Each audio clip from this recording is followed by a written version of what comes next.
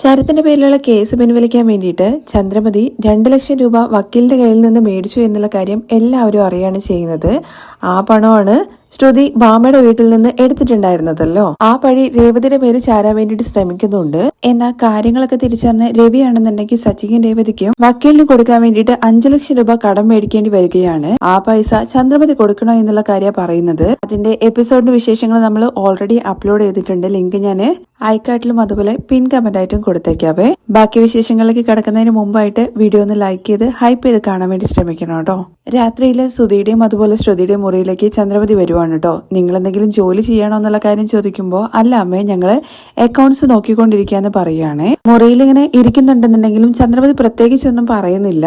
Anti ഇപ്പോഴും mood off ആയിട്ട് ഇരിക്കുകയാണോ എന്ന് ശ്രുതി ചോദിക്കുന്നുണ്ട്. അതുപോലെ സുധിയാണെന്നുണ്ടെങ്കിൽ അമ്മ അച്ഛൻ പറഞ്ഞ കാര്യങ്ങളെ കുറിച്ച് ഓർത്തിട്ടാണ് സങ്കടപ്പെടുന്നത്. അമ്മ അങ്ങനെ പണം കൊടുക്കേണ്ട ആവശ്യമൊന്നുമില്ല. എടാ, ഞാൻ ടെൻഷൻ അടിക്കുന്നത് നിന്റെ അച്ഛൻ പണം കൊടുക്കാൻ വേണ്ടിയിട്ട് പറഞ്ഞത് കേട്ടിട്ടൊന്നുമല്ല. എങ്കിലും ആ പൂക്കിട്ടുന്നവൾക്ക് ഞാൻ കടക്കാരിയായിട്ട് ഇരിക്കണല്ലോ എന്നുള്ള കാര്യത്തെക്കുറിച്ച് ഓർക്കുമ്പോൾ ഒരു വല്ലായ്മ. അതുകൊണ്ടാണ് എങ്ങനെയെങ്കിലും ആ പണം കൊടുക്കണമെന്ന് വിചാരിക്കുന്നത്. ഇപ്പൊ സുധി നീയാണ് എന്തെങ്കിലും ചെയ്യേണ്ടതെന്നുള്ള കാര്യം പറയുകയാണേ. ഇത് കേട്ട സുധിയാണെന്നുണ്ടെങ്കിൽ അമ്മ ഞാൻ എന്താ ചെയ്യേണ്ടതെന്ന് ചോദിക്കുന്നുണ്ട്. എടാ, ആ പണം നീ കൊടുത്താൽ എനിക്ക് വലിയൊരു ഉപകാരമായിരിക്കും. അയ്യോ അമ്മ, എന്റെ കയ്യിൽ എവിടുന്നാണ് ഇത്രയും പണം? ഞാൻ തന്നെ ഇപ്പൊ ടൈറ്റിലാണ് പോയിക്കൊണ്ടിരിക്കുന്നതെന്നൊക്കെ പറഞ്ഞിട്ട് സുധി ഒഴിഞ്ഞു മാറാൻ വേണ്ടി ശ്രമിക്കുമ്പോ ചന്ദ്ര തിരിച്ച് സുധിയുടെ അടുത്ത് ചോദിക്കുന്നുണ്ട് കേട്ടോ. നീ ഇപ്പൊ വലിയ ഡീലർഷിപ്പ് ഒക്കെ മേടിച്ചല്ലോ, ഒരുപാട് ഡീലേഴ്സ് നിന്നെ തേടിയിട്ട് ഇവിടെ വരുന്നുണ്ട്. അവർക്കൊക്കെ നീ ഓർഡർ കൊടുക്കുകയാണെന്നുണ്ടെങ്കിൽ നീ ചോദിക്കുന്ന പണം അവർ തരില്ലേ? അമ്മേ, ആ പണമൊക്കെ ഞാൻ നേരെ മേടിച്ചിട്ട് അഭിലാഷ് സാർക്കല്ലേ അയച്ചു കൊടുക്കേണ്ടത്. അതിനു വേണ്ടിയിട്ട് സബ് ഡീലർ ആയിട്ടല്ലേ അമ്മ എന്നെ പോസ്റ്റ് ചെയ്തിരിക്കുന്നത്. എടാ, നിനക്ക് ഒന്ന് അഡ്ജസ്റ്റ് ചെയ്തൂടെ? അത് കുറച്ച് കഴിഞ്ഞിട്ട് കൊടുത്താൽ പോലെന്ന് ചോദിക്കുമ്പോ അമ്മ അങ്ങനെ എങ്ങനെ ഞാൻ ചെയ്യുന്നത്? എന്നെ വിശ്വസിച്ചിട്ടല്ലേ അവര് പണം എനിക്ക് തരുന്നത്. പിന്നെ ഞാൻ പണം കൊടുക്കാണ്ടിരുന്നു കഴിഞ്ഞാൽ ഞാൻ തെറ്റ് ചെയ്യുന്നത് പോലെ ആയി പോയില്ലേ? അപ്പൊ നിനക്ക് എനിക്ക് വേണ്ടിയിട്ട് പണം തരാൻ വേണ്ടി പറ്റില്ല എന്നല്ലേ നീ പറഞ്ഞു വരുന്നത്? അമ്മേ, ഇപ്പൊ തരാൻ വേണ്ടി പറ്റില്ല എന്നാ ഞാൻ പറഞ്ഞത്. എനിക്ക് കുറച്ച് സമയം തരണം, ഞാൻ എവിടെതെങ്കിലും അറേഞ്ച് ചെയ്ത് തരാം. എന്റെ കാര്യം സംസാരിക്കുന്നതുകൊണ്ട് തന്നെ ശ്രുതിയാണെന്നുണ്ടെങ്കിൽ ഒരു ശ്രദ്ധയും കൊടുക്കാതെ നേരെ ലാപ്ടോപ്പിൽ നോക്കിയിട്ട് എന്തൊക്കെയോ കാര്യങ്ങൾ ചെയ്തുകൊണ്ടിരിക്കുകയാണ്. ശ്രുതിക്ക് തരാൻ വേണ്ടി പറ്റില്ല എന്നുള്ള കാര്യം മനസ്സിലാകുമ്പോഴേക്കും ശ്രുതിക്ക് അരികിലേക്ക് ചെല്ലുവാണ്. ചന്ദ്ര, ശ്രുതി നിനക്കറിയാലോ ഞാനിപ്പോ എന്തവസ്ഥയിലാണോ ഉള്ളതെന്നുള്ള കാര്യം. ഇവരുടെയൊക്കെ മുമ്പിൽ ഞാൻ പോയിട്ട് തലകുനിച്ച് നിൽക്കണോ? ആ പൂക്കാരിയുടെ മുമ്പിൽ കടക്കാരിയായി നിൽക്കുന്നതിനേക്കാൾ നല്ലത് ഞാൻ നിന്റെ മുമ്പിൽ കടക്കാരിയായിട്ട് നിൽക്കുന്നതല്ലേ? അയ്യോ ആന്റി, എന്താ ഇങ്ങനെയൊക്കെ പറയുന്നതെന്ന് ശ്രുതി ചോദിക്കുമ്പോ തെറ്റായിട്ടൊന്നും വിചാരിക്കരുത്. നിന്റെ മലേഷ്യയിലുള്ള ഇളയച്ചനില്ലേ, ഇളയച്ചനൊന്ന് ഫോൺ ചെയ്തിട്ട് അവരെടുത്ത് പണം തരാൻ വേണ്ടിയിട്ട് പറ. അയ്യോ ആന്റി, അവരെടുത്തൊക്കെ പോയിട്ട് ഞാനെങ്ങനെ പണം ചോദിക്കാന്ന് ചോദിക്കുന്നുണ്ട്. നിനക്ക് മടിയാണെങ്കിൽ ശ്രുതി എന്നോടത്ത് പറഞ്ഞു, ഞാൻ വിളിച്ച് ചോദിച്ചോളാന്ന് പറയണേ. അതുകൊണ്ടല്ല ആന്റി, അവരിപ്പോ എവിടെയുള്ളതെന്നുള്ള കാര്യം എനിക്ക് അറിയില്ല. 2 ദിവസം മുമ്പ് ഞാന് അവരെ കോൾ ചെയ്യാൻ വേണ്ടിയിട്ട് ശ്രമിച്ചിട്ടുണ്ടായിരുന്നു, പക്ഷെ റീച്ച് ആയില്ല. അങ്ങനെ ശ്രുതിയെ കൊണ്ടും പണം തരാൻ വേണ്ടി പറ്റില്ല. ഇനിയിപ്പോ ഇതിന് ഒരേ ഒരു വഴി മാത്രമേ ഉള്ളൂ. അതെന്ത് വഴിയാന്ന് ശ്രുതി ചോദിക്കുമ്പോ നമുക്ക് മലേഷ്യയിലേക്ക് ടിക്കറ്റ് എടുക്കണം. മലേഷ്യയിലേക്കൊന്ന് ശ്രുതി കേട്ടോടനെ ചോദിക്കുകയാണെ. അതെ, നിന്റെ അച്ഛൻ മലേഷ്യ ജയിലല്ലേ ഉള്ളത്. അവര് എങ്ങനെയൊക്കെ പറഞ്ഞു കഴിഞ്ഞാലും നമ്മള് അവരെ പോയി കാണേണ്ട മര്യാദയുണ്ട്. അതുകൊണ്ട് നമുക്ക് എല്ലാവർക്കും കൂടി കൂടിയിട്ട് അവരെ പോയിട്ട് കാണാം. അല്ലമ്മേ, അമ്മയ്ക്ക് പണം വേണമെന്ന് പറഞ്ഞിട്ട് ഇപ്പൊ മലേഷ്യയിലേക്ക് പോകുന്നത്. എടാ, മലേഷ്യയിൽ പോയി കഴിഞ്ഞു കഴിഞ്ഞാൽ ശ്രുതി ചോദിച്ചു കഴിഞ്ഞാൽ അവളുടെ അച്ഛൻ പണം തരാതിരിക്കോ? അവരെ പോയി കണ്ട് കയ്യിൽ പണം മേടിച്ചിട്ട് നമുക്ക് ഇങ്ങോട്ട് പോരാം. അപ്പോഴേക്കും ശ്രുതിയാണെങ്കിൽ ഇരുന്ന് ചാടി എഴുന്നേക്കുന്നുണ്ട്. ആന്റി, അങ്ങനെയൊന്നും അവിടെ പോയിട്ട് ഒരാളെ കാണാനൊന്നും പറ്റില്ല. ആദ്യം നമുക്ക് കാണണമെന്ന് പറഞ്ഞിട്ട് അവിടേക്ക് ലെറ്റർ കൊടുക്കണം. 3-4 മാസമൊക്കെ കഴിഞ്ഞിട്ടേ കാണാനൊക്കെ പറ്റത്തുള്ളൂ. ഓ, അങ്ങനെയൊക്കെയാണോ എന്ന് ചന്ദ്ര ചോദിക്കുന്നുണ്ട്. ആർക്കറിയാന്ന് ശ്രുതി പറയാണേ. നീ എന്താ ശ്രുതി പറഞ്ഞത്? ആർക്കറിയാന്നോ? അല്ല ശ്രുതി, ആർക്കറിയാൻ? ഒരുപക്ഷെ അതിനേക്കാൾ കൂടുതൽ സമയം എടുക്കുന്നതാണ് ഞാൻ ഉദ്ദേശിച്ചത്. ശരി, എന്തായാലും നമുക്ക് പണം കിട്ടിയല്ലേ പറ്റുള്ളൂ. നമുക്ക് പോകാൻ ശ്രുതി എന്ന് തന്നെയാണ് കേട്ടോ ചന്ദ്ര പറയുന്നത്. ഇല്ല ആന്റി, നമുക്ക് അങ്ങനെ പോകാനൊന്നും പറ്റില്ല. ഒരുപക്ഷെ നമ്മൾ അവിടെ ചെല്ലുന്ന സമയത്ത് നമുക്കും ആ കേസുമായിട്ട് എന്തെങ്കിലും ബന്ധമുണ്ടെന്നൊക്കെ പറഞ്ഞിട്ട് നമ്മളെ പിടിച്ചിട്ട് ജയിലിലിടും. അയ്യോ, അറസ്റ്റ് ചെയ്യുന്നോ? അമ്മ, നമ്മൾ അങ്ങോട്ട് പോകുന്നു വേണ്ടെന്ന് പറയാണ് കേട്ടോ ശ്രുതി പേടിച്ചിട്ട്. പിന്നെ നമ്മൾ പണത്തിന് എന്താടാ ചെയ്യാ? ആന്റി, ആ പണം ഞാൻ അറേഞ്ച് ചെയ്ത് തരാന്ന് ശ്രുതി പറയുന്നുണ്ട്. നീ അറേഞ്ച് ചെയ്യാന്നോ? നീ എവിടുന്ന ശ്രുതി അറേഞ്ച് ചെയ്യാൻ വേണ്ടി പോകുന്നത്?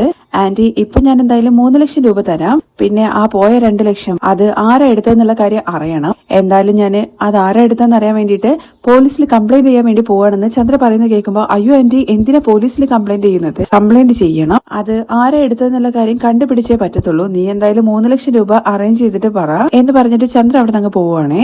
അമ്മ പോയി കഴിഞ്ഞ ഉടനെ തന്നെ ശ്രുതി ചോദിക്കുന്നുണ്ട് കേട്ടോ, നീ എന്തിനാ ശ്രുതി പണം തരാ എന്നുള്ള കാര്യത്തെ കുറിച്ച് പറഞ്ഞത്? അങ്ങനെ പണം കൊടുക്കാൻ വേണ്ടിയിട്ട് നമ്മുടെ കയ്യിൽ ഏതാണ് പണം? നീലിമ തന്ന പണം ഇല്ലെന്ന് ശ്രുതി ചോദിക്കുമ്പോൾ ഏത് ആ പണമൊക്കെ ഓൾറെഡി ചെലവായി പോയി. അന്ന് ഫംഗ്ഷൻ നടത്താൻ വേണ്ടിയിട്ടൊക്കെ ഒരുപാട് പണം എടുത്ത്, അതുമാത്രമല്ല ചെറുതായിട്ട് കട റിനോവേറ്റ് ചെയ്യാൻ വേണ്ടിയിട്ടും കൂടി എടുത്തത് കൊണ്ട് പണം മൊത്തത്തിൽ ചെലവായി പോയി. കയ്യിൽ ഒരു പൈസ പോലും ഇല്ല എന്ന് പറഞ്ഞിട്ട് ശ്രുതി കൂളായിട്ട് അങ്ങ് പോവുകയാണേ. ഈ കാര്യത്തെ കുറിച്ച് ശ്രുതി എന്താ എന്റെ അടുത്ത് മുന്നേ പറയാണ്ടിരുന്നത്? ആ പണം ഉണ്ടെന്ന് വിചാരിച്ചിട്ടല്ലേ ഞാന് ആന്റിക്ക് പണം തരാന്നുള്ള കാര്യത്തെ കുറിച്ച് പറഞ്ഞത്? നീ അങ്ങനെ പറയുന്നതിന് മുമ്പ് എന്റെ അടുത്ത് ചോദിക്കണമായിരുന്നു. ഞാൻ എന്റെ പേഴ്സണൽ ആവശ്യങ്ങൾക്ക് വേണ്ടിയിട്ട് എടുത്തിട്ട് ചെലവാക്കിയതല്ല, എല്ലാം ബിസിനസ് ആവശ്യങ്ങൾക്ക് വേണ്ടിയിട്ട് എടുത്തതാണ്. ഞാനെങ്ങനെയാണ് ആന്റിക്ക് പണം കൊടുക്കാന്നുള്ള കാര്യം ചോദിക്കുന്നുണ്ട് കേട്ടോ ശ്രുതി. നീയല്ലേ പണം കൊടുക്കാന്ന് പറഞ്ഞത്, അതുകൊണ്ട് കാര്യങ്ങൾ എങ്ങനെയാന്ന് നീ തന്നെ ആലോചിക്കണം. അങ്ങനെയാണെങ്കിൽ എനിക്ക് മറ്റു വഴികളൊന്നുമില്ല, താലി കൊണ്ടുപോയിട്ട് വിൽക്കേണ്ടി വരും. അതെന്തിനാ ശ്രുതി വിൽക്കുന്നത്? പിന്നല്ലാതെ ഞാൻ ആന്റിക്ക് പണം കൊടുക്കാന്നുള്ള കാര്യത്തെ കുറിച്ച് പറഞ്ഞില്ലേ? എനിക്ക് പണം കൊടുത്തേ പറ്റുള്ളൂ. പ്രോഫിറ്റ് വരുന്ന സമയത്ത് എനിക്ക് വേറെ താലി മേടിച്ചു തന്നാൽ മതി. അത് കഴിഞ്ഞ് പിറ്റേ ദിവസം ശ്രുതി മീരയുടെ അടുത്ത് ഈ കാര്യങ്ങളെ കുറിച്ചിട്ടൊക്കെ ഇങ്ങനെ സംസാരിക്കുന്നുണ്ട് കേട്ടോ. മീര ചോദിക്കുന്നത്, നിന്റെ ഹസ്ബൻഡ് ഇപ്പൊ വലിയൊരു ഡീലർഷിപ്പ് ഒക്കെ മേടിച്ചിട്ടില്ലേ, അവനൊരു 5 ലക്ഷം രൂപ അറേഞ്ച് ചെയ്യാൻ വേണ്ടി പറ്റില്ലെന്ന് ചോദിക്കുമ്പോ ഇപ്പൊ ഡീലർഷിപ്പ് കിട്ടിയതല്ലേ ഉള്ളൂ, കുറച്ചുനാൾ കഴിഞ്ഞാലല്ലേ പ്രോഫിറ്റ് ഒക്കെ കയ്യിൽ നിൽക്കുള്ളൂ. ഇപ്പൊ എനിക്ക് ഇതല്ലാതെ മറ്റു വഴിയില്ല എന്നൊക്കെ ശ്രുതി പറയുന്നത് കേൾക്കുമ്പോഴേക്കും മീരയാണെന്നുണ്ടെങ്കിൽ ഇങ്ങനെ പറയുന്നുണ്ട് കേട്ടോ, കർമ്മ എന്ന് പറയുന്നത് നമ്മൾ എന്താണോ ചെയ്യുന്നത് അത് നമുക്ക് തിരിച്ചു കിട്ടും എന്നുള്ള കാര്യമല്ലേ. ശ്രുതി ഒരാൾക്ക് പണി കൊടുക്കാൻ വേണ്ടി പോയിട്ട് കാര്യങ്ങളെല്ലാം ഇപ്പൊ ശ്രുതിക്ക് നേരെ തിരിഞ്ഞതാണല്ലോ. ആ സത്യം മീര ഇങ്ങനെ പറയുമ്പോഴേക്കും ശ്രുതി ഇങ്ങനെ നോക്കി പേടിപ്പിക്കുന്നുണ്ട്. സച്ചിയും രേവതിയും പോവാൻ വേണ്ടിയിട്ടാണ് നീ ആ വീഡിയോ ആന്റണിയുടെ കയ്യിൽ കൊടുത്തത്. ഇപ്പോ അത് കാരണം അവസാനം നിനക്കല്ലേ പ്രശ്നം വന്നത്. ആ വീഡിയോ റിലീസായിട്ട് നിന്റെ അമ്മായിമ്മയാണെങ്കിൽ ദേഷ്യം പിടിച്ചിട്ട് പോയി. കേസ് പിൻവലിക്കാൻ വേണ്ടിയിട്ട് നിന്റെ അമ്മായിമ്മ 2 ലക്ഷം രൂപ മേടിച്ചു. ആ 2 ലക്ഷം രൂപ നീ അടിച്ചു മാറ്റി. ആ 2 ലക്ഷം പോരാത്തതിന് കൂടെ 3 ലക്ഷം കൂടി ചേർത്തിട്ട് നീ തിരിച്ച് രേവതിക്ക് കൊടുക്കേണ്ട അവസ്ഥ വന്നില്ലേ? എല്ലാം നിനക്ക് തന്നെ തിരികെ അടി കിട്ടിയതുപോലെ ആയില്ലേ ശ്രുതി? മീര പറയുന്നത് കേൾക്കുമ്പോൾ ഓൾറെഡി ഞാൻ ദേഷ്യത്തിലാണ് ഉള്ളത്. നീ വെറുതെ ഓരോന്ന് പറഞ്ഞിട്ട് എന്നെ കൂടുതൽ ദേഷ്യം പിടിപ്പിക്കില്ലേ എന്നാണ് ശ്രുതി പറയുന്നത്. ഞാൻ ചെയ്യുന്ന കാര്യങ്ങളൊക്കെ ഇപ്പൊ തിരിച്ച് അടിയായിട്ട് വന്നുകൊണ്ടിരിക്കുകയാണ്. ആന്റി സച്ചി അറിയാതെയാണ് ആ ലോയറിന്റെ അടുത്ത് പണം മേടിച്ചിട്ടുണ്ടായിരുന്നത്. ആ പണം ഞാൻ എടുത്തപ്പോ ആന്റിക്ക് ആ പണത്തെ കുറിച്ചിട്ട് വീട്ടിൽ പറയാൻ വേണ്ടി പറ്റില്ലെന്ന് കരുതിയിട്ട് സൈലന്റ് ആയിട്ട് ഇരുന്നോളൂ എന്നാ വിചാരിച്ചത്. എന്നാ ആന്റി എന്നേക്കാൾ മുകളിലാണ് ചിന്തിക്കുന്നത്. ആന്റി അത് വേറൊരു പ്രശ്നമാക്കാൻ വേണ്ടിയിട്ട് ശ്രമിച്ചു. ഇതാണ് ശ്രുതി പറയുന്നത്. ചീത്ത ആൾക്കാർക്ക് ചീത്തതേ വരുള്ളൂ എന്നുള്ള രീതിയിൽ ഒരു പഴഞ്ചൊല്ല് പറയുന്നുണ്ട്. മോശപ്പെട്ടവളായ എനിക്ക് മോശപ്പെട്ട കാര്യങ്ങൾ നടക്കുള്ളൂ എന്നാണ് നീ പറഞ്ഞു വരുന്നത്. അല്ലല്ല, ഞാനൊരു പഴഞ്ചൊല്ല് പറഞ്ഞെന്ന് മാത്രമേ ഉള്ളൂ. എനിക്ക് ഒരു തേങ്ങാക്കൊലയും കേൾക്കണ്ട. എല്ലാ കാര്യങ്ങളും ഇപ്പൊ എനിക്ക് തിരിച്ചടിയായിട്ട് വന്നുകൊണ്ടിരിക്കുകയാണ്. ഇതുപോലെ തന്നെയല്ലേ ശ്രുതി? സച്ചിയും രേവതിയും ആ പണം എത്ര കഷ്ടപ്പെട്ടിട്ടായിരിക്കും ലോയർക്ക് കൊടുത്തിട്ടുണ്ടാവുക. സച്ചിക്കും രേവതിക്കും വേണ്ടിയിട്ട് മീര സപ്പോർട്ട് ചെയ്ത് സംസാരിക്കുന്നത് കേൾക്കുമ്പോൾ നീ എന്തിനാണ് ഈയിടെയായിട്ട് അവർക്ക് രണ്ടുപേർക്ക് സപ്പോർട്ട് ചെയ്ത് സംസാരിക്കുന്നത്? ഇല്ലടി, ഞാൻ അവളെ സപ്പോർട്ട് ചെയ്തുകൊണ്ട് പറയല്ല. ആ വീഡിയോ ലീക്ക് ചെയ്തിട്ടുണ്ടായിരുന്നില്ല എന്നുണ്ടെങ്കിൽ ഇത്രയും പ്രശ്നം വരില്ല എന്നുള്ള കാര്യം ഞാൻ പറഞ്ഞു വന്നത്. ആ ദാസിനെ എനിക്ക് സഹിക്കാൻ വേണ്ടി പറ്റാത്തത് കൊണ്ടാണ് അങ്ങനെ ഞാൻ ചെയ്തത്. ഇപ്പൊ മൊത്തത്തിൽ നിനക്ക് നല്ല ചെലവായില്ലേ? ഞാൻ വിചാരിച്ച ഒരു കാര്യവും നടന്നില്ല. നീ താലി വിറ്റിട്ട് അമ്മായിമ്മയ്ക്ക് കൊടുക്കേണ്ട പണം കൊടുക്കാന്നുള്ള കാര്യത്തെ കുറിച്ച് പറഞ്ഞു. പക്ഷെ ബാമാൻഡിയുടെ വീട്ടിൽ നിന്ന് 2 ലക്ഷം രൂപ കാണാതായല്ലോ. ആ പണം എങ്ങനെ തിരികെ കൊടുക്കും? അതിനു വേണ്ടിയിട്ട് നിന്റെ അമ്മായിമ്മയാണെങ്കിൽ പോലീസ് സ്റ്റേഷനിൽ കംപ്ലൈന്റ് കൊടുക്കാൻ വേണ്ടി പോവാന്നല്ലേ പറഞ്ഞത്? അങ്ങനെ സംഭവിച്ചു കഴിഞ്ഞ് കഴിഞ്ഞാൽ നീയല്ലേ പിടിക്കപ്പെടാൻ വേണ്ടി പോകുന്നത്? എനിക്കും ആ ഭയം തന്നെയാണ് ഉള്ളത്. പക്ഷെ മോഷണം പോയ പണം തിരികെ കെട്ടിക്കഴിഞ്ഞു കഴിഞ്ഞാല് കംപ്ലൈന്റ് കൊടുക്കേണ്ട കാര്യമില്ലല്ലോ. എന്തായാലും ബാമാൻഡിയുടെ കയ്യില് ആ പണം തിരികെ കൊടുക്കാൻ വേണ്ടി പോവാണ്. നീയാണ് എടുത്തതെന്ന് പറഞ്ഞിട്ടാണോ കൊടുക്കാൻ വേണ്ടി പോകുന്നത് മീര ചോദിക്കുമ്പോ, അങ്ങനെ പറഞ്ഞിട്ട് പിന്നെ വീട് വിട്ട് ഇറങ്ങി പോകാനാണോ നീ പറയുന്നത്? പിന്നെ നീ എന്താ ഉദ്ദേശിക്കുന്നത്? അതിനു വേണ്ടിയിട്ട് ഞാനൊരു ഐഡിയ കണ്ടെത്തിയിട്ടുണ്ട്. ഇനി അവരുടെ വീട്ടിലേക്ക് തന്നെ ഞാൻ പോകാൻ വേണ്ടി പോകുന്നത്. ഇവിടെ വീട്ടിലെത്തിയതിന് ശേഷമാണ് കേട്ടോ കാണിക്കുന്നത്. വന്ന ഉടനെ തന്നെ വെള്ളമൊക്കെ ചോദിച്ച് മേടിച്ചു കുടിക്കുന്നുണ്ട്. കഴിഞ്ഞ തവണ വന്നപ്പോ നീ ഒരു കോഫി പോലും കുടിക്കാതെ പോയത്. ഞാൻ നിനക്ക് ഒരു കോഫി ഉണ്ടാക്കി തരട്ടെ എന്ന് ചോദിക്കുന്നുണ്ട്. വേണ്ട ആന്റി, ഇപ്പൊ ഒന്നും വേണ്ടെന്ന് ശ്രുതി പറയുന്നുണ്ട്. നീ കഴിഞ്ഞ തവണ വന്നപ്പോ ഹെഡ് മസാജ് ചെയ്ത് പോയില്ലേ?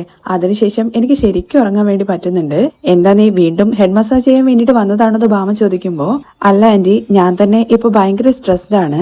എനിക്ക് തന്നെ ആരെങ്കിലും ഹെഡ് മസാജ് ചെയ്ത് കഴിഞ്ഞാൽ കൊള്ളാം എന്നുള്ള രീതിയിലാണ് ഞാൻ നിൽക്കുന്നത്. നിനക്ക് എന്താ ശ്രുതി അതിന് മാത്രം വലിയ പ്രശ്നം? നിന്റെ ഹസ്ബൻഡ് ആണെന്നുണ്ടെങ്കിൽ ഇപ്പൊ വലിയ വലിയ ബിസിനസ് ഒക്കെ എടുത്ത് നല്ല രീതിയിലാണ് പോയിക്കൊണ്ടിരിക്കുന്നത്. പിന്നെ നിന്റെ അമ്മായിമ്മയാണെന്നുണ്ടെങ്കിൽ നിന്നെ തങ്കത്തെ തട്ടിൽ വെച്ചിട്ടല്ലേ തൂക്കിക്കൊണ്ടിരിക്കുന്നത്. എന്ത് ചെയ്യാനാണ് ആന്റി? വീട്ടിലെ ഓരോരോ പ്രശ്നങ്ങളാണ് ഓരോ ദിവസം. അതേ ശ്രുതി, ഞാന് സച്ചിയുടെ അടുത്ത സത്യങ്ങളൊക്കെ പറഞ്ഞതിന്റെ ദേഷ്യത്തിലാണ് നിന്റെ അമ്മായിമ്മ വീട്ടില് നല്ല പ്രശ്നമായി കാണുമല്ലേ? അതെ ആന്റി, ആ പ്രശ്നം വലിയ ആർഗ്യുമെന്റ് ആയിട്ട് മാറി. അവസാനം അങ്കിളാണെന്നുണ്ടെങ്കിൽ സച്ചിക്കും രേവതിക്കും 5 ലക്ഷം രൂപ ആന്റി കൊടുക്കണം എന്നുള്ള കാര്യം പറഞ്ഞത്.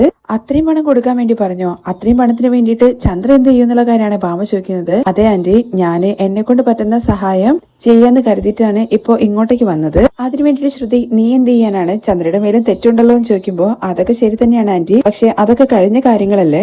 ഇപ്പൊ പുതിയതായിട്ട് ഓരോരോ പ്രശ്നങ്ങൾ വന്നുകൊണ്ടേയിരിക്കുകയാണ്.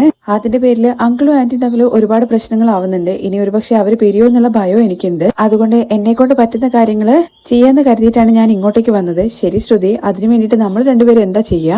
ഇത് കണ്ട് ആന്റി എന്നുള്ള കാര്യം ചോദിച്ചുകൊണ്ട് കഴുത്തിലെ ചെയിന് കാണിച്ചു കൊടുക്കുന്നുണ്ട്. എന്താ നീ പുതിയ മാല മേടിച്ചതെന്ന് ചോദിക്കുന്നുണ്ട്. ഇത് സ്വർണ്ണല്ല ആന്റി, കവറിംഗ് ആണ്. എന്റെ താലിമാലയും അതുപോലെ കുറച്ച് ചെയിനും കൂടി ഞാൻ കൊണ്ടുപോയിട്ട് വിറ്റുന്നോ? എന്തിന്? വീട്ടിലെ പ്രശ്നങ്ങൾ തീർക്കാൻ വേണ്ടിയിട്ട് എനിക്ക് മറ്റൊരു വഴിയില്ല. ഞാൻ ആന്റിക്ക് 2 ലക്ഷം രൂപ തരാം. എനിക്കെന്തിനാ ശ്രുതി നീ പണം തരുന്നതെന്ന് ഭാമ ചോദിക്കുകയാണ്. ആന്റി, ഇവിടുന്ന് മോഷണം പോയില്ലേ 2 ലക്ഷം രൂപ? ഞാൻ ആന്റിക്ക് തരുന്ന പണം ഉണ്ടല്ലോ, ആന്റി കൊണ്ടുപോയിട്ട് കബോർഡിൽ വെച്ചിട്ട് സാരിയുടെ പുറകിലേക്ക് വീണ് പോയി. ഞാൻ ശരിക്ക് നോക്കില്ല എന്നുള്ള കാര്യം പറഞ്ഞാൽ മതി. ശ്രുതി ആ പണം ഓൾറെഡി നഷ്ടപ്പെട്ടു. പോരാത്തിന് രേവതിയുടെ തലയിൽ ഇടാൻ വേണ്ടിയിട്ട് ശ്രമിക്കുകയും ചെയ്തു. എന്തായാലും രേവതി ഒരിക്കലും ആ പണം എടുക്കില്ല. ആരോ എടുത്ത പണം നീ എന്തിനാ ശ്രുതി കൊടുക്കുന്നത്? ആ പണം മോഷണം പോയതോട് കൂടിയിട്ടാണ് പ്രശ്നങ്ങൾ ആരംഭിച്ചത്. ആന്റി പറയുന്നത് പോലെ തന്നെ രേവതി ഒരിക്കലും അത് എടുക്കില്ല. അത് തന്നെയാണ് എന്റെ വിശ്വാസവും. ഇനിയിപ്പോ എടുത്തത് ആരാണെന്നുണ്ടെങ്കിലും തിരികെ ഒരിക്കലും പണം കൊണ്ടുതരാൻ വേണ്ടിയിട്ട് പോകുന്നില്ലല്ലോ. ആരാണെന്നുള്ള കാര്യം നമുക്ക് അറിയത്തുമില്ല. ഈ പണം എന്തായാലും തിരികെ കിട്ടി എന്നുള്ള കാര്യം പറഞ്ഞിട്ട് ആന്റിയുടെ കയ്യിൽ കൊടുത്തു കഴിഞ്ഞു കഴിഞ്ഞാൽ ഉറപ്പായിട്ട് രേവതിന് മേലുള്ള പഴിയും അതുപോലെ തന്നെ അങ്കിളും ആന്റിയും തമ്മിലുള്ള പ്രശ്നവും തീരും, വീട്ടിലെ പ്രശ്നങ്ങളും തീരും. ഭാമയുടെ അടുത്ത് അങ്ങനെയൊക്കെ ശ്രുതി പറയുന്നത് കേൾക്കുമ്പോഴേക്കും ശ്രുതി, നീ ഇങ്ങനെ നല്ലൊരു മോളാണല്ലോ, ഞാൻ കൊണ്ടുവന്ന മരുമകളാണെന്നുള്ള കാര്യം എനിക്ക് അഭിമാനത്തോട് കൂടിയിട്ട് പറയാം. അതിന് പറ്റിയ മരുമകളാണ് നീ. എനിക്ക് കിട്ടിയ മരുമകളാണെങ്കിൽ എന്റെ മകനെയും കൂട്ടിയിട്ട് പോയി. എന്നാൽ നീയാണെന്നുണ്ടെങ്കിൽ രേവതിയുടെ മേൽ വീണിരിക്കുന്ന പഴി പോകാൻ വേണ്ടിയിട്ട് ശ്രമിക്കുന്നു. അതിനു വേണ്ടിയിട്ട് നീ നിന്റെ സ്വർണം കൊണ്ടുപോയിട്ട് വിറ്റു. ഇത് കേട്ട ഉടനെ ശ്രുതി പറയുന്നുണ്ട്, ആന്റി എനിക്ക് സ്വർണത്തിനേക്കാൾ വലുത് എന്റെ ഫാമിലിയാണ്. അത് കഴിഞ്ഞ് ബാഗിൽ നിന്ന് പണം എടുത്തിട്ട് ഭാമയുടെ കയ്യിലേക്ക് കൊടുക്കുവാണ് കേട്ടോ. ആന്റി, ഈ പണം ചന്ദ്രാന്റിയുടെ കയ്യിലേക്ക് കൊടുത്തേക്ക്. ഞാൻ ഇവിടുന്ന് പോയി കഴിഞ്ഞ് അരമണിക്കൂറൊക്കെ കഴിഞ്ഞതിന് ശേഷം വിളിച്ചിട്ട് പറഞ്ഞാൽ മതി പണം കിട്ടിയെന്നുള്ള കാര്യം. മോഷ്ടിച്ച പണമാണ് തിരികെ കൊടുത്തതെന്നുള്ള കാര്യം ഭാമയ്ക്ക് അറിയില്ലല്ലോ. ഭാമയുടെ വശത്ത് നിന്ന് നോക്കുന്ന സമയത്ത് ശ്രുതി വലിയ ആളാണ്. എന്തായാലും ശ്രുതി, നീ ചെയ്തത് വലിയൊരു കാര്യം തന്നെയാണ്. അത് മാത്രമല്ല അടുത്ത ജന്മത്തില് നീ എനിക്ക് മരുമകളായിട്ട് വരണമെന്നൊക്കെ ഭയങ്കര സന്തോഷത്തോടു കൂടിയിട്ട് ഭാമ പറയുമ്പോൾ ചിരിച്ചുകൊണ്ട് ഞാൻ വരട്ടെ എന്ന് പറഞ്ഞിട്ട് ശ്രുതി അവിടെ നിന്ന് ഇറങ്ങുവാണ്. ഇവിടെ സച്ചി വീട്ടിലേക്ക് കയറി വരുവാണ് കേട്ടോ. വന്ന ഉടനെ തന്നെ ഭയങ്കര മൂഡ് ഓഫ് ആയിട്ടാണ് നിൽക്കുന്നത്. സച്ചിയെ കണ്ട ഉടനെ തന്നെ വാട കയറി വാട എന്ന് രവി പറയുന്നുണ്ട്. അച്ഛ, എന്നെ അശോകനങ്ങള് വിളിച്ചിരുന്നു എന്ന് പറയാണേ. ആണോ? അവനെന്തിനാ നിന്നെ വിളിച്ചത്? അച്ഛൻ എന്തോ ജോലി നോക്കുന്നുണ്ട് എന്നുള്ള കാര്യത്തെ കുറിച്ച് പറഞ്ഞു. അച്ഛന് വേണ്ടിട്ട് ജോലി അന്വേഷിക്കാൻ വേണ്ടിട്ട് പറഞ്ഞു എന്നൊക്കെ പറയാണേ. അതെന്തിനാ അവൻ നിന്നെ വിളിച്ച് പറഞ്ഞെന്ന് ചോദിക്കുമ്പോ പിന്നെ അല്ലാതെ എന്താ ചെയ്യേണ്ടത്? ഇത്രയും നാള് അധ്വാനിച്ചത് പോരാത്തതിനാണോ അച്ഛൻ ഇപ്പൊ വീണ്ടും ജോലിക്ക് പോകാൻ വേണ്ടി പോകുന്നത്? എടാ, എനിക്ക് വീട്ടിലിരുന്നിട്ട് ബോറടിക്കുന്നു എന്ന് കരുതിയിട്ട് അച്ഛൻ ജോലിക്ക് പോവാണോ? എടാ, 35 വർഷത്തോളം ഞാൻ അധ്വാനിച്ചില്ലേ, അങ്ങനെ ശീലായി പോയി. വീട്ടിലെന്തായാലും ചുമ്മാ ഇരിക്കാൻ വേണ്ടി പറ്റില്ല, എന്തെങ്കിലും ചെറിയ ജോലിക്ക് പോവാന്നുള്ള കാര്യം വിചാരിച്ചു. അതിന്റെ ഒന്നും ആവശ്യമില്ല അച്ഛാ. ഇത്രയും നാള് അച്ഛൻ കുടുംബത്തിന് വേണ്ടിയിട്ട് അധ്വാനിച്ചത് മതി. ഇനി അച്ഛൻ ജോലിക്ക് പോകണ്ട എന്ന് പറയണേ. അപ്പോഴേക്കും ഇവരുടെ സംസാരം കേട്ടുകൊണ്ട് രേവതി അങ്ങോട്ടേക്ക് വന്നിട്ട് എന്താ കാര്യം എന്ന് സച്ചിയുടെ അടുത്ത് അന്വേഷിക്കുവാണേ. അച്ഛൻ ജോലിക്ക് പോകുന്ന കാര്യത്തെ കുറിച്ച് പറഞ്ഞതാണ്. ഇത് കേട്ട രേവതിയാണെങ്കിൽ അച്ഛൻ എന്തിനാണ് ജോലിക്ക് പോകുന്നത്? ഞങ്ങളൊക്കെ ഇല്ലേ? അതൊന്നുമില്ല രേവതി, ചുമ്മാ വീട്ടിലിരിക്കുമല്ലേ, അതുകൊണ്ട് എന്തെങ്കിലും ചെറിയ ജോലിക്ക് പോവാന്നുള്ള കാര്യം വിചാരിച്ചു, അത്രേ ഉള്ളൂ. അച്ഛ, എന്തിനാണ് അങ്ങനെയൊക്കെ പോകുന്നത്? റിട്ടയർഡ് ആയതിനു ശേഷം അച്ഛൻ ജോലിക്ക് പോകേണ്ട കാര്യമൊന്നുമില്ല. മക്കളൊക്കെ വലുതായില്ലേ, അവരൊക്കെയാണ് അച്ഛനെ ഇനി നോക്കേണ്ടത്. അച്ഛനിപ്പോ റെസ്റ്റ് എടുത്താൽ മതി എന്നൊക്കെ പറയുമ്പോൾ ഒരു മനുഷ്യൻ രാവിലെ തൊട്ട് വൈകുന്നേരം വരെ റെസ്റ്റ് എടുക്കാൻ വേണ്ടി പറ്റുമോ? അല്ലെങ്കിൽ ജീവിതാവസാനം വരെ റെസ്റ്റ് എടുത്താൽ മതിയോ? എന്തെങ്കിലും ചെറിയ ജോലിക്ക് പോവാണെന്നുണ്ടെങ്കിൽ എനിക്ക് സമയം പോവല്ലോ. അച്ഛൻ സമയം പോവാൻ വേണ്ടിയിട്ട് എന്തിനാണ് ജോലിക്ക് പോകുന്നത്? അച്ഛന് രാവിലെ വാക്കിങ്ങിന് പോവാം, കുറച്ചേരം റെസ്റ്റ് എടുത്തതിന് ശേഷം ഫ്രണ്ട്സുമാര് ചുറ്റിക്കറിയാം, വൈകുന്നേരം അമ്പലത്തിൽ പോവാം, ഭയങ്കര ജോളിയായിട്ട് ഇരുന്നൂടെ അച്ഛന്? അതൊന്നും ചെയ്യാതെ അച്ഛൻ എന്തിനാണ് ജോലിക്ക് പോകാൻ വേണ്ടി ശ്രമിക്കുന്നത്? അതെ അച്ഛ, ഈ വയസ്സിൽ എന്തിനാണ് അച്ഛൻ കഷ്ടപ്പെടുന്നതെന്ന് രേവതി ചോദിക്കുന്നുണ്ട്. എന്ത് കഷ്ടപ്പാടാണ് രേവതി? എന്നെക്കാളും പ്രായമുള്ള ആൾക്കാരെ ഇപ്പോഴും അധ്വാനിച്ചുകൊണ്ടിരിക്കുന്നുണ്ട്. അച്ഛ, അവർക്കൊക്കെ ഒരുപാട് ചുറ്റുപാടുകൾ ഉണ്ടാകും. ചിലപ്പം കഷ്ടപ്പാട് കൊണ്ടായിരിക്കും, അല്ലെങ്കിൽ നോക്കാൻ ആളില്ലാത്തത് കൊണ്ടായിരിക്കും. എന്നാൽ അച്ഛന്റെ സാഹചര്യം അങ്ങനെയൊന്നുമല്ലല്ലോ. അച്ഛനെ നോക്കാൻ വേണ്ടിട്ട് ഞങ്ങളൊക്കെ ഇല്ലേ? അതല്ലേ രേവതി പറഞ്ഞത്, വീട്ടില് ചുമ്മാ ഇരിക്കുക എന്ന് പറയുന്നത് ബോറാണ്. അതുമാത്രമല്ല സാധാരണ ഒരു സാധനമാണെന്നുണ്ടെങ്കിലും ചുമ്മാ ഇരുന്ന് കഴിഞ്ഞു കഴിഞ്ഞാല് തുരുമ്പ് പിടിക്കും. രാത്രിയിലാണെന്നുണ്ടെങ്കിൽ ശരിക്കും ഉറക്കം കിട്ടുന്നില്ല. എന്തെങ്കിലും ഒരു ജോലിക്ക് പോവാണെന്നുണ്ടെങ്കിൽ രാത്രി സുഖമായിട്ട് ഉറങ്ങാൻ വേണ്ടി പറ്റും. അങ്ങനെ ഇവരുടെ സംസാരമൊക്കെ ചന്ദ്രൻ ഇങ്ങനെ അവിടെ നിന്ന് കേൾക്കുന്നുണ്ട് കേട്ടോ. എല്ലാവരുടെ അരികിലേക്ക് വരുന്നുണ്ട്. അപ്പോഴും സച്ചി പറയുന്നത്, അച്ഛ, അധ്വാനിക്കേണ്ട സമയത്ത് നമ്മൾ അധ്വാനിക്കുകയും റെസ്റ്റ് എടുക്കേണ്ട സമയത്ത് നമ്മൾ റെസ്റ്റ് എടുക്കുകയും ചെയ്യണം. എടാ, നാട്ടില് എന്റെ അമ്മയാണെന്നുണ്ടെങ്കിൽ ഈ പ്രായത്തിലും ജോലി ചെയ്തുകൊണ്ടിരിക്കുകയാണ്, ഇതുവരെ റെസ്റ്റ് എടുത്തിട്ടില്ലല്ലോ. അച്ഛ, നമ്മള് അച്ഛമ്മയുടെ അടുത്ത് പറഞ്ഞു നോക്കി, പക്ഷെ എന്ത് ചെയ്യാനാണ്, അച്ഛമ്മ കേൾക്കുന്നില്ല. അതുപോലെ തന്നെ അച്ഛനും പോവാൻ വേണ്ടി പോവാണോ? ജോലിക്കൊന്നും പോകേണ്ട ഒരു കാര്യമില്ല അച്ഛ. എന്നാ കേട്ടോണ്ട് വരുന്ന ചന്ദ്രയാണെന്നുണ്ടെങ്കിൽ ജോലിക്ക് പോട്ടെ, അതിനിപ്പോ എന്താ പറഞ്ഞെന്ന് സച്ചി ചോദിക്കുമ്പോ, അല്ല അവര് പോണെന്നല്ലേ പറയുന്നത്, അതുകൊണ്ട് പോയിക്കോട്ടെ. അതിന്റെ ആവശ്യം എന്താണുള്ളത്? എന്റെ അച്ഛൻ ജോലിക്ക് പോയിട്ട് വേണോ ഇവിടെ ചെലവ് നടത്താൻ വേണ്ടിയിട്ട്? ഞങ്ങളെല്ലാം ഒരു സമ്പാദിക്കുന്നില്ലേ? സമ്പാദിക്കാരല്ലേ? ഈ വീട്ടിലെ ശ്രുതി മാത്രമാണ് നന്നായിട്ട് സമ്പാദിക്കുന്നത്. ഓ അത് ശരി തന്നെയാണ്. അത്രയും സമ്പാദിച്ചിട്ടും അച്ഛന്റെ കയ്യിൽ നിന്ന് എടുത്തിട്ട് ഓടിപ്പോയ പൈസ ഇതുവരെ കൊടുത്തില്ലല്ലോ. കൊടുത്തോണ്ടിരിക്കല്ലേ, പിന്നെന്താ പ്രശ്നം? അപ്പോഴേക്ക് ശ്രുതി അങ്ങോട്ടേക്ക് വരുന്നുണ്ട്. വാ ശ്രുതി എന്ന് പറഞ്ഞിട്ട് ചന്ദ്രൻ ഇങ്ങനെ വിളിക്കുന്നുണ്ട്. ആന്റി ശ്രുതി വന്നിട്ടുണ്ടോ എന്നുള്ള കാര്യം ചോദിക്കുമ്പോൾ അവ ഉള്ളിലുണ്ട്. ഇതാ വരാന്ന് പറഞ്ഞിട്ട് ശ്രുതിക്ക് അരികിലേക്ക് ചെല്ലുവാണേ. അച്ഛൻ അതൊക്കെ വിട്ടേക്ക്, എന്തായാലും അച്ഛൻ ജോലിക്കൊന്നും പോകണ്ടെന്ന് സച്ചി പറയുന്നുണ്ട്. ജോലിക്ക് വേണ്ടിയിട്ട് അന്വേഷിക്കാൻ വേണ്ടി പറഞ്ഞു, കിട്ടിക്കഴിഞ്ഞ് കഴിഞ്ഞാൽ പോവാം, ഇല്ലെങ്കിൽ ബാക്കി കാര്യങ്ങൾ അപ്പൊ നോക്കാം എന്ന് രവി ഇങ്ങനെ പറയണേ. അപ്പോഴേക്കും ശ്രുതിയാണെന്നുണ്ടെങ്കിൽ ശ്രുതിക്ക് അരികിലേക്ക് എത്തുന്നുണ്ട്. ശ്രുതി നീ എവിടെ പോയിരുന്നു, ഇപ്പോഴാണോ വരുന്നതെന്നൊക്കെ ചോദിക്കുന്നുണ്ട്. പക്ഷെ അതിനൊന്നും മറുപടി കൊടുക്കാതെ ബാഗിൽ നിന്ന് 3 ലക്ഷം രൂപ എടുത്തിട്ട് ശ്രുതിക്ക് നേരെ നീട്ടുവാണ്. ഇത് 3 ലക്ഷം രൂപയാണ്. ഇതെവിടുന്ന ഈ പണം? ഞാൻ പറഞ്ഞിട്ടുണ്ടായിരുന്നല്ലോ താലി വിൽക്കുന്നു. അപ്പോ ഇതോ എന്ന് ചോദിക്കുമ്പോ അതുപോലത്തെ കവറിങ് മേടിച്ചിട്ടു. ശ്രുതി എന്തിനാ നീ ഇത് കൊണ്ടുപോയിട്ട് വിറ്റത്? പണം എന്തിനാ നീ കൊടുക്കാന്നുള്ള കാര്യത്തെ കുറിച്ച് പറഞ്ഞതെന്നൊക്കെ ചോദിക്കുമ്പോ എങ്ങനെയാണെന്നുണ്ടെങ്കിൽ ശ്രുതി നീ അധ്വാനിച്ചിട്ട് എനിക്ക് തിരികെ മേടിച്ചു തരില്ലേ? പിന്നെ എന്താ പ്രശ്നം? ആദ്യം ഈ വീട്ടിലെ പ്രശ്നങ്ങളൊന്ന് തീർന്നാ മതി. നീ ഈ പണം കൊണ്ടുപോയിട്ട് ചന്ദ്രയുടെ കയ്യിൽ കൊടുക്കാൻ വേണ്ടിയിട്ട് സുധീരുടെ അടുത്ത് പറയുന്നുണ്ട്. ആ പണവുമായിട്ട് അങ്ങനെ കയറി ചെല്ലുന്ന സമയത്ത് അവർ സംസാരിക്കുന്നുണ്ടല്ലോ. എന്താ അമ്മയുടെ സംസാരം എന്ന് ചോദിക്കുന്നുണ്ട് സുധി. നിന്റെ അച്ഛൻ ജോലിക്ക് പോകുന്നു എന്നുള്ള കാര്യത്തെ കുറിച്ച് പറയുകയാണ്. എന്തായാലും നല്ലതല്ലേ എന്ന് സുധി ചോദിക്കുമ്പോഴേക്കും എന്താടാ നീ അവര് സമ്പാദിച്ചത് എടുത്തോണ്ട് പോയത് പോരാത്തതിനാണോ? ഇനിയും നിനക്ക് തന്നുകൊണ്ടേ ഇരിക്കണോ? അച്ഛന് ഒരു ഹോബി ആയിക്കോളല്ലോ. അതിനു വേണ്ടിയിട്ട് അച്ഛൻ ജോലിക്ക് പോകുന്നതും പോകാത്തതൊക്കെ അച്ഛന്റെ ഇഷ്ടമല്ലേ? അപ്പോഴേക്ക് ശ്രുതിയാണെന്നുണ്ടെങ്കിൽ സുധി നീ ആദ്യം പണം കൊടുക്കുന്നു പറഞ്ഞുകൊണ്ട് അങ്ങോട്ട് വരുവാണ്. അമ്മ ഇത് 3 ലക്ഷം രൂപയുണ്ട് സച്ചിക്ക്, അമ്മ കൊടുക്കാനില്ലേ പണം? ഓ പണം വന്നോ? ഇതിനു വേണ്ടിയിട്ടാണല്ലോ എന്നെ നിർത്തി ചോദ്യം ചെയ്തിട്ടുണ്ടായിരുന്നത്. അവന്റെ അടുത്ത് തന്നെ നീ അങ്ങ് കൊടുത്തേക്കടാ ഇതാ എന്ന് പറഞ്ഞിട്ട് സുധി നീട്ടുന്ന സമയത്ത് സച്ചിയാണെന്നുണ്ടെങ്കിൽ അച്ഛനെ നോക്കുവാണേ. എടാ മേടിക്കടാ, നിനക്ക് വന്ന് ചേരേണ്ട പണമാണെന്ന് സച്ചിയുടെ അടുത്ത് പറയുന്നുണ്ട്. അങ്ങനെ സച്ചിയെ പണം മേടിക്കുവാണ്. ഇനി ആരും ഞാൻ കാരണം നഷ്ടപ്പെട്ടു എന്നുള്ള കാര്യം പറയണ്ട. അപ്പോഴേക്ക് ബാമയും വിളിക്കുന്നുണ്ട് ചന്ദ്രയുടെ ഫോണിലേക്ക്. ബാമയുടെ കോളാണെന്നുള്ള കാര്യം കാണുമ്പോൾ തന്നെ ഇവളെന്തിനായിരിക്കും ഈ സമയത്ത് ഫോൺ ചെയ്യുന്നതെന്നുള്ള കാര്യം ചോദിച്ചുകൊണ്ട് ഫോൺ അറ്റൻഡ് ചെയ്യണേ. ഫോൺ എടുത്ത ഉടനെ തന്നെ ആ പറ എന്ന് പറയുന്നുണ്ട്. അവിടുന്ന് ബാമ എന്തോ പറയുന്നത് കേൾക്കുമ്പോ അങ്ങനെയാണോ എന്ന് ചോദിക്കുകയാണേ. നീ സത്യമാണോ പറയുന്നത്? നീ അപ്പൊ തന്നെ ഇത് മര്യാദയ്ക്ക് നോക്കേണ്ടതല്ലേ? വല്ലാത്ത പണി തന്നെയാണല്ലോ ചെയ്തത്. അപ്പോ പണം മോഷണം പോയില്ലേ, അവിടെ തന്നെ ഉണ്ടായിരുന്നോ എന്ന് ചോദിക്കുകയാണേ. അപ്പോഴേക്ക് ശ്രീകാന്ത് അങ്ങോട്ട് വർഷയും വരുന്നുണ്ട്. എന്താ കാര്യം എന്ന് സജീറിന്റെ അടുത്ത് ചോദിക്കുമ്പോ ബാമാൻറ്റി പണം മോഷണം പോയില്ല എന്നുള്ള കാര്യമാണ് പറയുന്നത്. വെയിറ്റ് ചെയ്യാൻ വേണ്ടി പറയുന്നുണ്ട്. നിന്നെ ഞാനുണ്ടല്ലോ നിന്നെന്നൊക്കെ പറഞ്ഞിട്ട് ഭയങ്കര ദേഷ്യത്തിൽ ചന്ദ്ര ഫോൺ അങ്ങ് വെക്കുവാണേ. ഫോൺ വെച്ച ഉടനെ തന്നെ രവി ചോദിക്കുന്നുണ്ട് എന്താ ചന്ദ്രയെന്ന്. എന്ത് പറയാനാണ്? അന്ന് കാണാനില്ല എന്ന് പറഞ്ഞ ആ പണം ഇല്ല എന്നുള്ള കാര്യം ചോദിക്കുമ്പോ ഏത് ആന്റി? അന്ന് രേവതി ചേച്ചി മോഷ്ടിച്ചു എന്ന് പറയുന്ന പണമാണോ എന്ന് വർഷ ചോദിക്കുന്നുണ്ട്. അതിന് ഞാൻ എവിടെ പറഞ്ഞത് രേവതി മോഷ്ടിച്ചു എന്ന്? ബാമയ്ക്കല്ലേ സംശയം വന്നത്? ആർക്ക് എങ്ങനെയാണ് സംശയം വന്നതെന്നുള്ള കാര്യമൊക്കെ ഞങ്ങൾക്ക് അറിയാം. ആദ്യം നിങ്ങൾ കാര്യം എന്താന്ന് വെച്ചാൽ പറ. ആ പണം എവിടെയും പോയിട്ടില്ല, കബോർഡിൽ തന്നെ ഉണ്ടായിരുന്നു. അവള് ശരിക്കും നോക്കാത്തത് കൊണ്ടാണ്. ഇപ്പൊ പണം കിട്ടിയോന്ന് രവി ചോദിക്കുമ്പോ ആ കിട്ടി, ഇവരെടുത്ത് പോയിട്ട് അത് മേടിക്കാൻ വേണ്ടിട്ട് പറയും. അതോടുകൂടിയിട്ട് എന്റെ കണക്കങ്ങ് തീരും. അപ്പോ ആ പണം നഷ്ടപ്പെട്ടിട്ടില്ല, ആരും മോഷ്ടിച്ചിട്ടില്ല. പണം അവിടെ തന്നെ ഉണ്ട്. ഞങ്ങൾക്ക് വന്ന് ചേരേണ്ട പണം ഞങ്ങൾ പോയി മേടിച്ചോളാം. പക്ഷേ രേവതി അന്ന് എടുത്തു എന്ന് പറഞ്ഞിട്ട് അവളെ കരയിപ്പിച്ചില്ലേ, അതിനു വേണ്ടിയിട്ട് എന്താ അച്ഛൻ ചെയ്യാൻ വേണ്ടി പോകുന്നത്? പണം തിരികെ മേടിക്കാൻ വേണ്ടി പറ്റും, പക്ഷെ എന്നാ അവള് മനസ്സ് വല്ലാതെ വേദനിച്ചില്ലേ, അത് മാറുമോ? അവളുടെ മേല് മോഷണക്കുറ്റം ചാർത്താൻ വേണ്ടി ശ്രമിച്ചിരുന്നല്ലോ, അതെങ്ങനെ തിരികെ വാങ്ങും? അത് സച്ചേട്ടൻ പറഞ്ഞത് കറക്റ്റ് ആണ്. അന്ന് എല്ലാവരും പറഞ്ഞിട്ട് അമ്മ വിശ്വസിച്ചില്ല.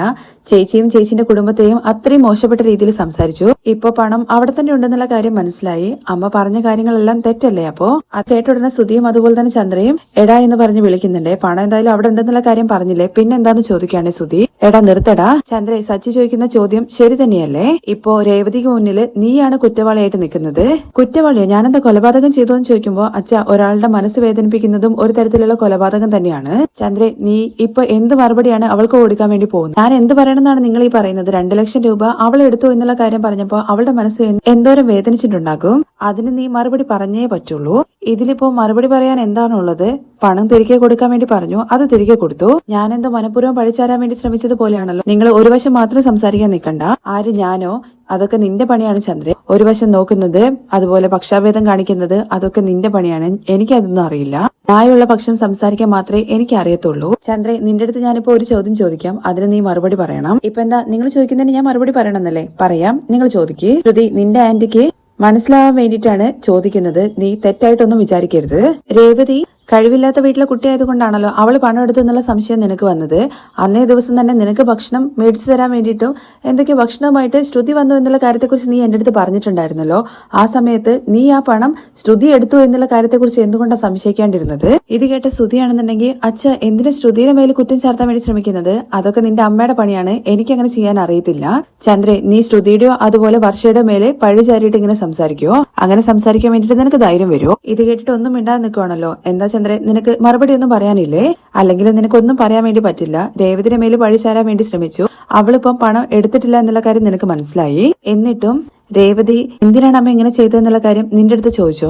അവൾ കേൾക്കില്ല, കാരണം അത് നിന്നെ വിഷമിപ്പിക്കും എന്നുള്ള കാര്യം അവൾക്കറിയാം. അതുകൊണ്ടാണ് അവൾ മിണ്ടാതിരിക്കുന്നത്. അതേ സ്ഥാനത്ത് ശ്രുതിയോ അതുപോലെ വർഷയോ ആയിരുന്നെങ്കിൽ നിന്നെ ചുമ്മാ വിടുമായിരുന്നോ? എന്താ വർഷേ, നീ മിണ്ടാതിരിക്കുമോ എന്നുള്ള കാര്യം വർഷയുടെ അടുത്ത് ചോദിക്കുമ്പോ രേവതി ചേച്ചി മിണ്ടാതിരിക്കുന്നു. പക്ഷേ എന്ന് കരുതിയിട്ട് ഞാൻ മിണ്ടാതിരിക്കത്തൊന്നുമില്ല.